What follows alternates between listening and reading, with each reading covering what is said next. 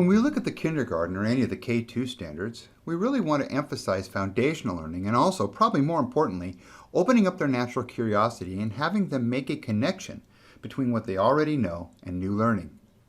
In the case of KPS2-2, we're again talking about forces. Remember, forces only come in two flavors, push and pull.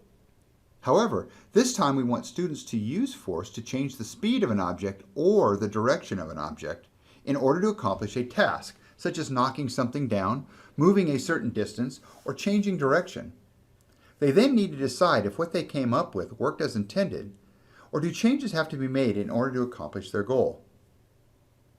A good place to start is by looking at the clarification statements for this performance expectation, or PE.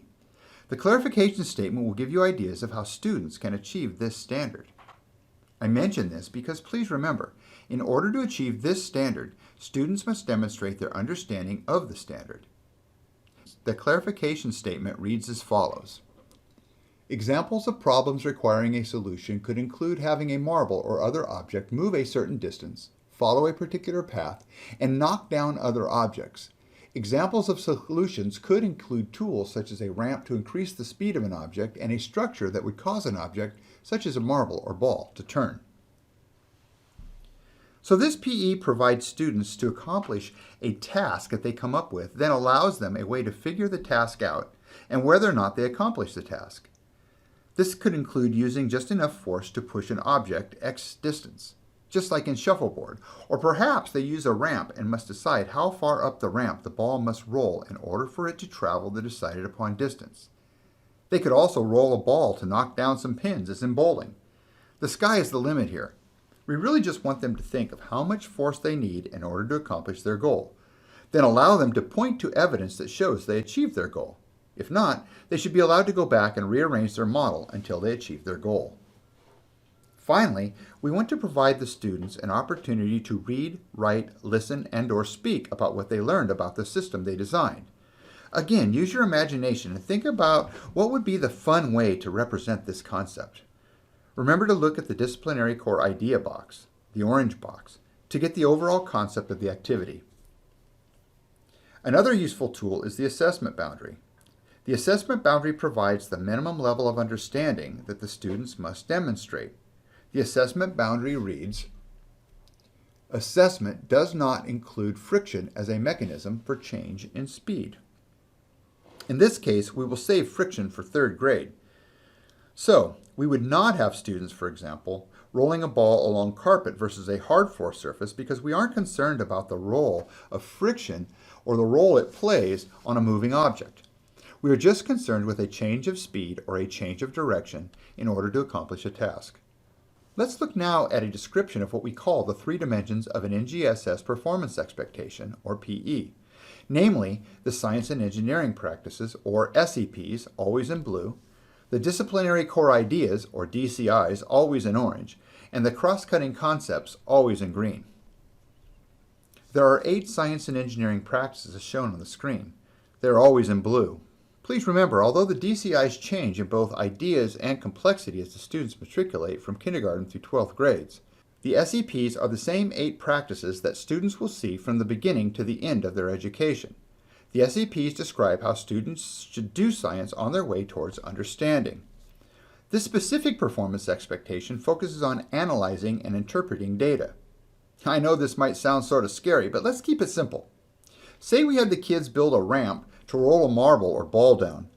We wanted the ball to travel a certain distance that we marked with chalk on the playground or perhaps tape in the classroom. The students could take turns putting the ball on the ramp at a place where they think it would work in order to accomplish their task.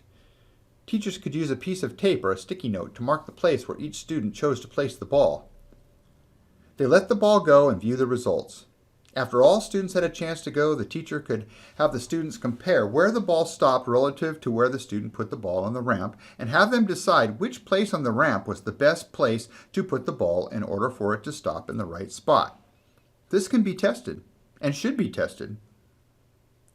Once the kiddos get the idea, you could change the angle of the ramp, higher or lower, and ask the kids, based on the angle, whether then they think the ball will roll further or less far.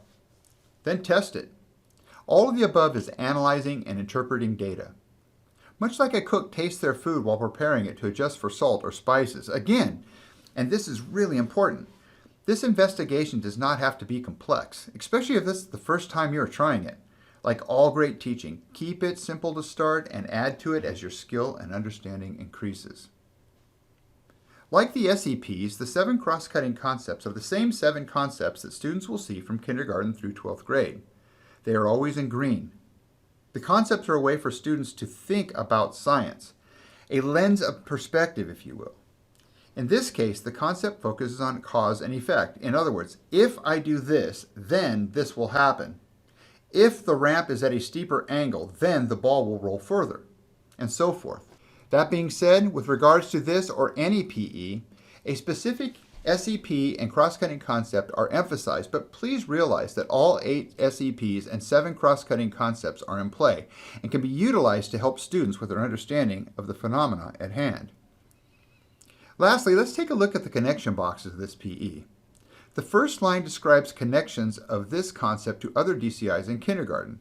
In this case, they're in relationship to the engineering PEs, because that's really what you are having them do, using what they know and what they learn to accomplish a task. In other words, engineering. Next, students will see more about concepts in this standard in 2nd, 3rd, and 4th grades. So again, this is really a foundational learning and understanding that the students are accomplishing and undertaking. Finally, we see that this performance expectation connects to literacy state standards. The respective standards are listed and linked in the document. I hope this video helps you better understand this NGSS performance expectation. As always, if you have any questions about this video or other science-related items, please contact one of our science team members for help. Also, please consider subscribing to our YouTube channel in order to better access this and other science education videos. Thank you.